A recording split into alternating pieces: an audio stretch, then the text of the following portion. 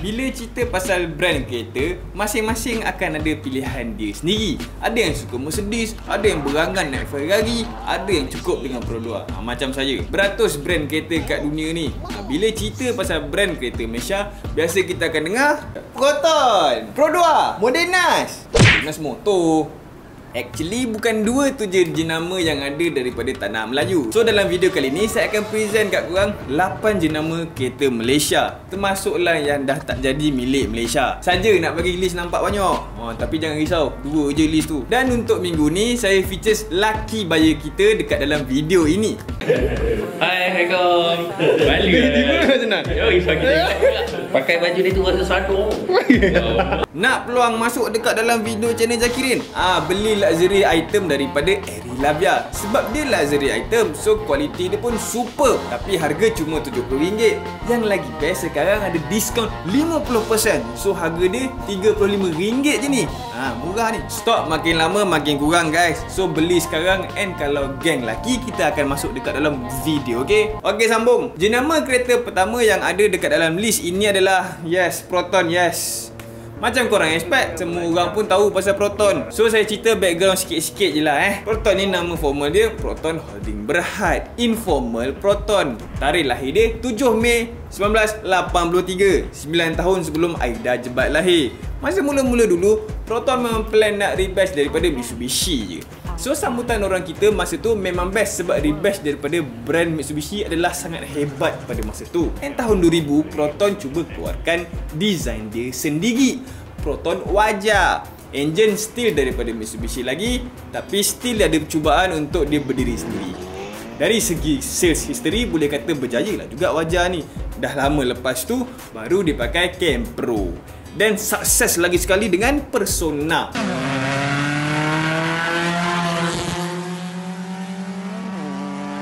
Bla bla bla bla bla, rebatch balik dengan Mitsubishi Proton Inspira. Boom, semua orang pun beli masa tu, habis viral. Kalau geng-geng kita suka nak layan benda-benda viral pula, dekat Instagram saya cover isu-isu benda yang viral ni. Sebab dekat YouTube kita cover isu kereta. So kalau nak sembang pasal benda-benda yang terkini semua tu, klik dekat link Insta dekat bawah, follow Instagram saya, okey? Jangan risau, saya behave. So far ada 21 nama model Proton, and the latest is S50. Saya ada review S50, so check out full review dekat atas ni, okey? Okey bang, orang cakap Proton bukan brand Malaysia punya. Orang cakap Geely punya bang. Okey, faham. Ada yang cakap Proton bukan brand Malaysia dah, tapi DRB Highcom 50.1, Geely 49.9%. So still Malaysia punya.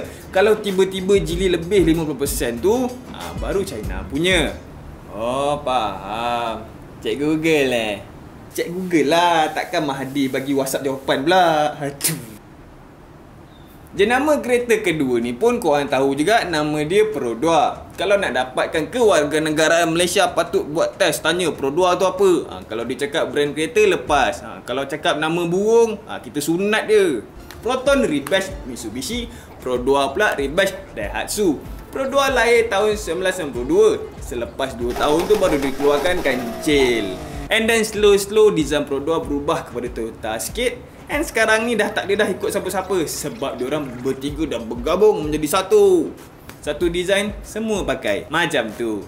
Pro 2 ni kalau dia jual compact, sales dia memang mencanak. Tapi bila jual selain daripada tu, sales dia okey juga, tapi macam tak cun lah, macam compact. Macam Pro 2 Nautica. Nampak semua hidup saya rasa nampak tak jalan 3 macam tu je kot. Yang lain semua Toyota Rush. Kenapa orang beli Pro 2? Sebab harga dia.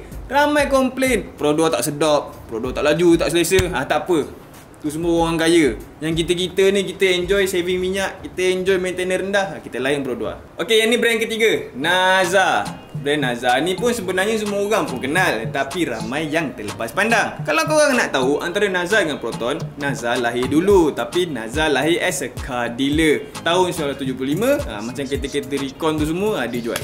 Lepas tu slowly pada tahun 2006 dia buat rebatch version. So secara teknikal Naza ada brand kereta sendirilah. Naza ni famous dengan rebatch daripada Kia. Tapi yang first kereta yang diorang venture adalah daripada Peugeot. Nama dia Naza Bestari. So sebabkan rebatch daripada Peugeot, so dari segi design memang cun. pada saya, even sekarang pun still nampak relevan lagi. Tapi part reliability tu semacam tak boleh nak jamin sangat. Sebab bila saya type Nazar Bestari kat YouTube, terus keluar Nazar Bestari problem. Aduh, jahat betul. And then dua model famous Nazar, nama dia Nazar Citra dengan Nazaria. Dua-dua ni biasa lagi kita nampak tak jalan. Maybe sebab elok. Apa yang kita suka pasal dua model ni adalah harga dia. Sebab Nazar dia cuba jual kereta dia lagi rendah daripada pasaran market. Lepas tu dua model ni pula memang besar gila. Even untuk standard SUV MPV masa ni pun itu yang buat saya respect tu. Apa korang rasa pasal Nazar? Cuba komen kat bawah, saya nak tengok pendapat korang. For now, brand Nazar ni dah tak ada buat kemunculan baru dah dekat brand kereta dia orang sendiri. Tapi dia still going strong kalau pasal-pasal dealership, kereta ke motor ke memang besar. Kalau jalan-jalan yang dekat Federal PJ tu, dia lah yang tu Ducati, Ferrari. Nazar tak nak ke belanja saya Ducati satu? Next car brand milik Malaysia is Inokom. Sejujurnya lah, saya ingatkan Inokom ni brand Jepun sebab nama dia macam nama-nama Jepun sikit.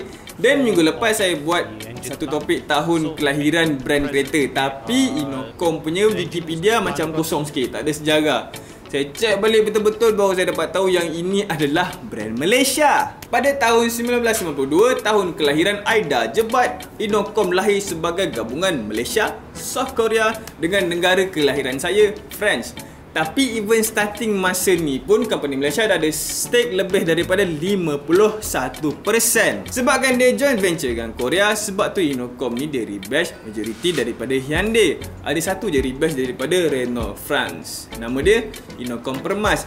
Dia tu van. Dulu banyak jadi ambulan, sekarang dah tak ada dah. Sekarang ni kalau Inokom banyak lori je, and company Inokom sekarang lagi profit bila dia buat bisnes macam assembly kereta ke apa ke. So dia tak ada jual kereta dah. Macam BMW Malaysia, dia yang assembly, Mazda sikit, Hyundai sikit. So okay, ni brand yang kelima. Start daripada list ni, yang minat kereta je yang tahu jenama ni semua. Kalau korang tahu, korang komen je korang tahu kat bawah. Okay, saya nak tengok ramai tak orang kenal. Brand ni nama dia Bufori. Kalau brand tak ada share semua 51% lah, 49% lah. Tapi Bufori ni sendirian berhad, so tak adalah share macam tadi. Asal dia Bufori ni company Australia, lahir tahun 1986. So mula-mula tiga beradik Australia ni dia buat brand sendiri, sport car dia dekat Australia. So bila demand dia dah mula ada, tiga beradik ni dia cari tempat production yang lagi elok. And dia orang tengok Malaysia sebagai negara yang ada potensi. Sebab kita ni dekat dengan Australia and ada kereta sendiri. So tahun 1998 dia pindah full production dekat Kepong.